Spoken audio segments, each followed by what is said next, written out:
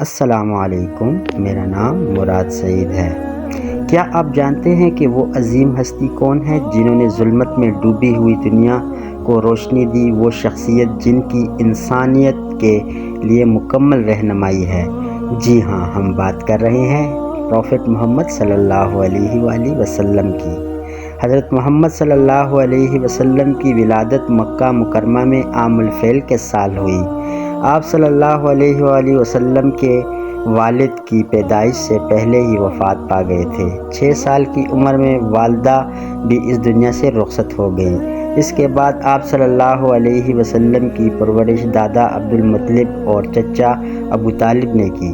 بچپن ہی سے آپ صلی اللہ علیہ وسلم کی سچائی اور امانت داری مشہور تھی، یہاں تک کہ لوگ آپ کو صادق اور امین کے لقب سے پکارتے تھے۔ جوانی میں آپ صلی اللہ علیہ وسلم تجارت کرتے تھے۔ آپ کی دیانت داری اور حسن اخلاق کی وجہ سے لوگ آپ پر بے حد اعتماد کرتے تھے۔ حضرت خدیجہ رضی اللہ تعالی عنہا نے آپ صلی اللہ علیہ وسلم کی سچائی اور کردار سے متاثر ہو کر نکاح کی خواہش ظاہر کی اور یہ ایک بابرکت رشتہ ثابت ہوا۔ جب آپ صلی اللہ علیہ وآلہ وسلم کی عمر تقریباً 40 سال ہوئی تو آپ صلی اللہ علیہ وسلم کو غار حرا میں پہلے وحی نازل ہوئی۔ حضرت جبرائیل علیہ السلام آئے اور اللہ کا پیغام پہنچایا۔ یہ وہ لمحہ تھا جب نبوت کا آغاز ہوا اور اسلام کی روشنی پھیلنی شروع ہوئی۔ ابتدا میں آپ صلی اللہ علیہ وسلم نے خفیہ طور پر دعوت دی تاکہ لوگ آہستہ آہستہ حق قبول کریں۔ جیسے جیسے اسلام پھیلتا گیا، قریش نے مخالفت شروع کر دی، مسلمانوں پر ظلم کیا گیا، انہیں معاشرتی بائیکاٹ کا سامنا کرنا پڑا، لیکن ان تمام مشکلات کے باوجود نبی کریم صلی اللہ علیہ وسلم نے صبر، استقامت اور حکمت کے ساتھ دعوت جاری رکھی۔ اللہ کے حکم سے آپ صلی اللہ علیہ وآلہ وسلم نے مدینہ ہجرت فرمائی۔ یہ واقعہ اسلامی تاریخ کا ایک اہم موڑ تھا۔ مدینہ پہنچ کر آپ صلی اللہ علیہ وآلہ وسلم نے ایک مثالی اسلامی معاشرہ قائم کیا جہاں انصاف، بھائی چارہ اور امن کو فروغ دیا گیا۔ مہاجرین اور انصار کے درمیان مواخات قائم کی گئی جس نے معاشرے کو مضبوط بنایا۔ مدنی دور میں کئی اہم واقعات پیش آئے جیسے غزوات، صلح حدیبیہ اور پھر مکہ کی فتح۔ مکہ فتح ہونے پر آپ صلی اللہ علیہ وسلم نے اپنے تمام دشمنوں کو معاف کر دیا، جو کہ اخلاق نبوی صلی اللہ علیہ وسلم کی عظیم مثال ہے۔ یہ وہ عظیم موقع تھا جب نبی کریم صلی اللہ علیہ وسلم نے اپنی زندگی کا آخری حج ادا فرمایا۔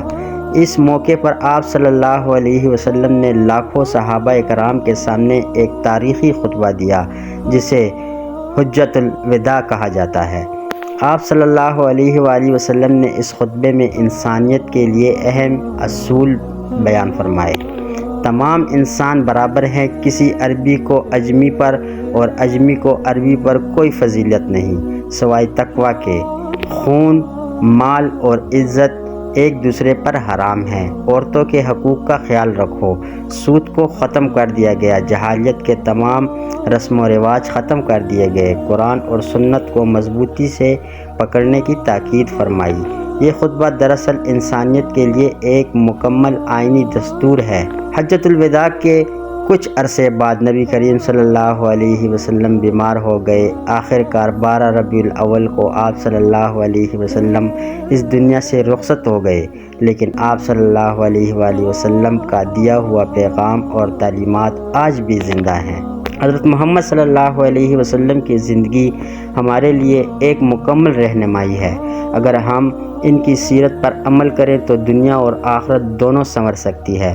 اللہ ہمیں سیرت نبوی صلی اللہ علیہ وسلم پر عمل کرنے کی توفیق عطا فرمائے۔ اس واقعے سے ہمیں یہ سبق ملتا ہے کہ ہمیں اپنی زندگی میں سچائی، صبر، معاف کرنے کی عادت اور دوسرے کے حقوق کا خیال رکھنا چاہیے۔ نبی کریم صلی اللہ علیہ وسلم کی سیرت ہمارے لیے ایک مکمل رہنمائی ہے جس پر عمل کر کے ہم اپنی دنیا اور آخرت دونوں کو بہتر بنا سکتے ہیں۔ اللہ ہمیں پروفٹ محمد صلی اللہ علیہ وسلم کی سیرت پر چلنے کی توفیق عطا فرمائے۔ آمین۔ اگر آپ کو یہ ویڈیو پسند آئی ہو تو ویڈیو کو لائک کریں، چینل کو سبسکرائب کریں، اور اگر آپ کو اپنے نبی سے محبت ہے تو کمنٹ میں لازمی لکھیں صلی اللہ علیہ وسلم۔